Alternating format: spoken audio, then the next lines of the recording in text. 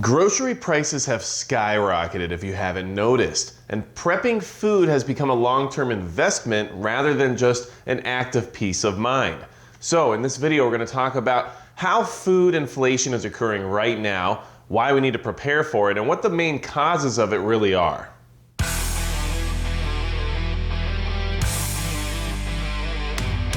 Hey everybody, it's Magic Prepper, and today we're talking about how food prices have just gone through the roof, and food inflation is a real situation that's occurring right now we need to prepare for.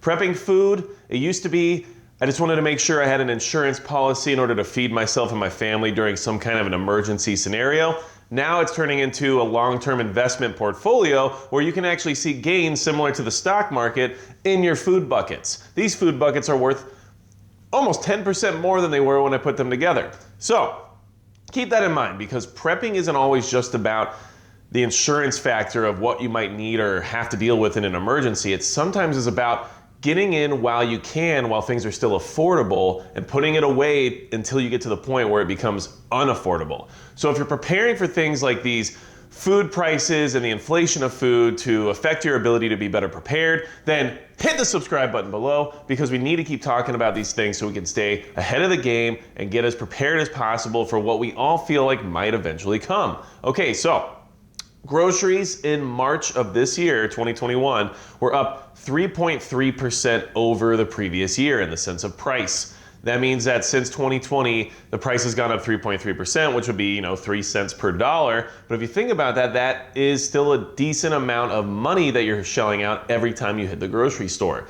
3% can get you a lot of things in the sense of what you can't afford. And what I mean by that is that the poorest households in this country can't afford a 3% pay rate reduction. They can't afford a 3% increase on their rent. What makes anyone think they can afford a 3% increase on the cost of food? It's not something that's easy for these people to deal with. And it's an unfortunate side effect of what's going on right now due to the effects of last year. Now, pork and chicken, they're up almost 10% over last year. That's huge. Eggs and cheese, similar food items are up 6%. So we can see this continually moving more and more towards being unaffordable. Food is getting very, very expensive. And one of the reasons I made this video is because I went grocery shopping yesterday, and I was blown away going through the aisles, looking at the prices, and I realized things I used to spend $1.99 on or $3.28 on are now $3.15 or $4.50. So it's happening, and it's happening quickly. And I got a lot less groceries for about $150 yesterday than I usually ever do. And it was very disheartening because this inflation is starting to hit no matter where you are. And as you all know, I recently relocated to an extremely small town in one of the smallest or lowest populated states, and yet I'm still being affected by the same inflation as the rest of the country. So what's causing some of this inflation? What's really creating this situation that could eventually put some of us out of food for the dinner table? Well,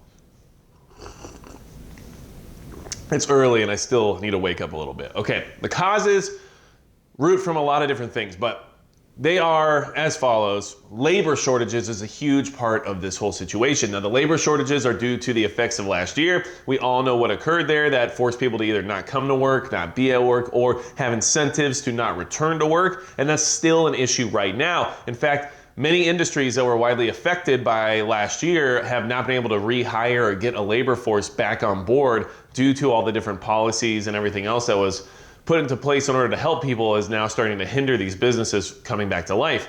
And those labor shortages and the inability to keep up with some of the new policies and mandates is where the buck is being passed on to the customer. So keep that in mind.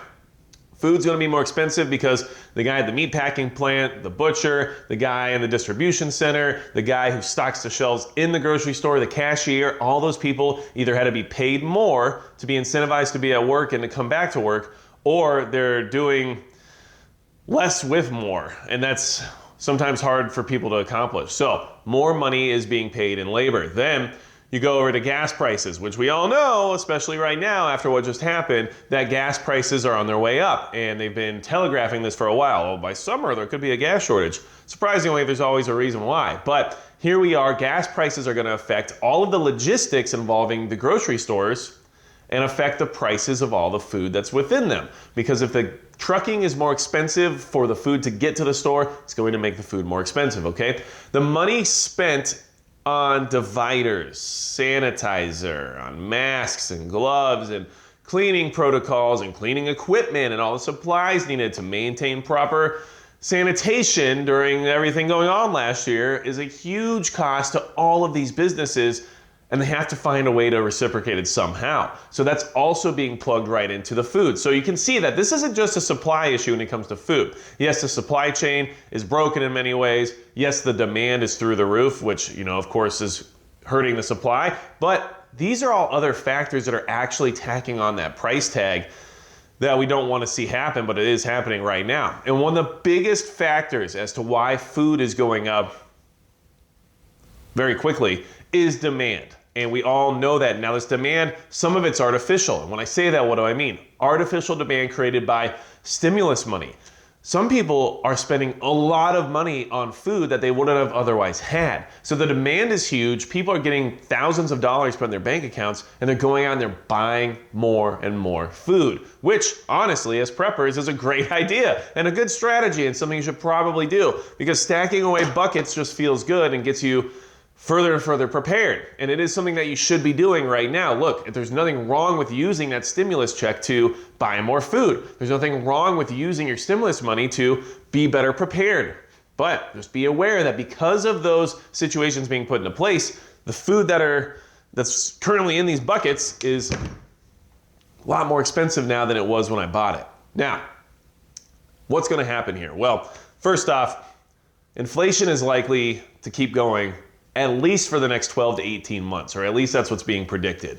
And 12 to 18 months is a long, long time, especially in the sense of SHTF prepping, right? If some kind of a disaster scenario strikes, it could definitely happen within the next 12 to 18 months, because it could happen tomorrow, it could happen in 20 years. Either way, 12 to 18 months is a pretty big window. We have no idea what the landscape of this country or the politics of the world or anything like that are going to look like within the next 12 to 18 months. So a lot of things could happen, and inflation's expected during that time. Now, do we know exactly how much it's going to affect? Not necessarily, but we have a good idea. And do we know it's going to make things more expensive across the board? Well, if you look at all this beautiful wood I have here on the wall, you might assume that I'm a millionaire, because wood right now is pretty expensive. If anybody needs some wood, let me know.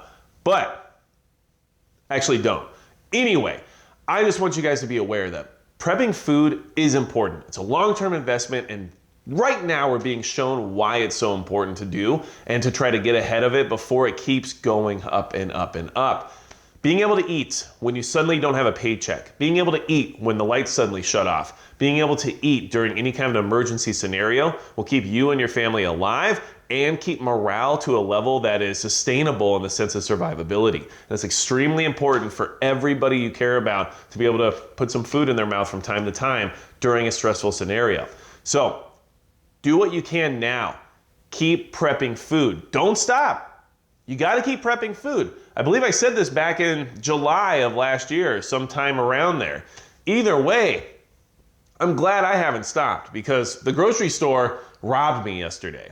But it wasn't their fault. This is just what's happening, and this is the cause and the effect of a lot of different things all coming together as one, which is exactly what SHTF is. It's the slow boil, the slow starter that we all feel the death by 1,000 cuts of before it actually rears its ugly head. And here we are. So, if you have anything else to add about what's going on with food prices, the inflation around them, and why we need to keep prepping food, leave it in the comments below. I know you guys are still prepping food. I know you're on top of it. I know we're also spreading around our income a little bit when it comes to things like ammunition and other expensive commodities that have gone through the roof as well. But food is extremely important, and it's getting harder and harder to acquire. So don't wait. Get what you need now. Try to put away at least a year's worth of food to start with and move on from there. But without anything else to say about the inflation and the skyrocketing price of groceries right now, that's going to be it for Magic Prep.